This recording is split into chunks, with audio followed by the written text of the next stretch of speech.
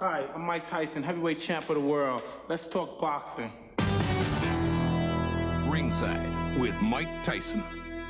$1 million gate occurs when the two fighters are so popular that the public demands the fight, even if the fighters are in two totally different weight divisions.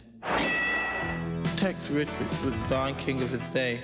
He promoted so many great fights: the Jeffries Johnson, the Gans Nelson, the Orchid Man George Carpentier, and Jack Dempsey, the Manasseh Mauler. The Dempsey-Carpentier fight was the biggest fight in history at the particular time. The fight was held in Jersey City and Boyles, 30 acres, and the crowd was unbelievable. 80,000 seats and $1.8 million at the gate. That was unheard of for 1921. This is the first radio broadcast of a world title fight, and that shows how much interest people had in this fight. The who's who was there. It's the first time boxing actually became a social event. And the appeal of the fight was the two great champions meeting each other.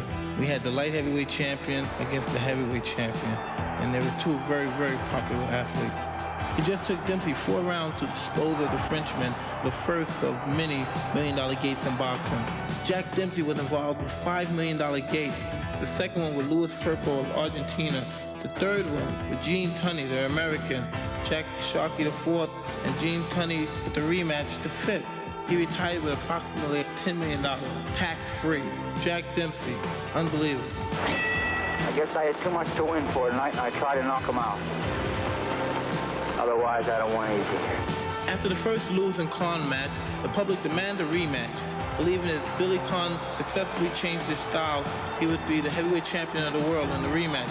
But Joe Louis had different plans in mind. Right uppercut, left hook. Boom, boom. Oh, man. That man was great. Unbelievable. This is 1910, Reno, Nevada. Jack Johnson defends his heavyweight championship of the world successfully against the former champion brawler maker Jim Jeffries in a 15th round knockout.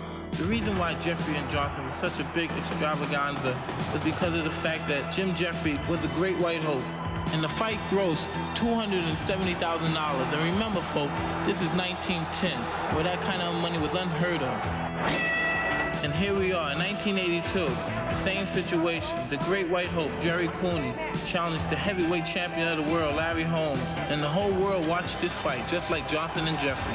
The outcome was the great champion defend his title with a 13th round knockout. Sugar Ray Robinson gaining the middleweight championship of the world from Randy Turpin of England in a 10th round spectacular knockout. I had a little misfortune getting my eye cut. When I saw that blood, well... $61,000 paid, $767,000. And that was in 1951. This was the biggest middleweight championship fight until the great Hagler-Leonard fight. Larry Holmes versus Muhammad Ali for the WBC heavyweight championship of the world. Ali trying to accomplish being the only heavyweight ever to win the heavyweight championship 4 times in a row.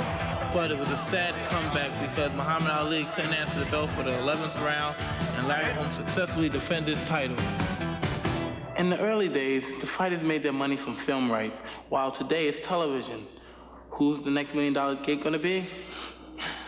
Mike Tyson. See you again at ringside.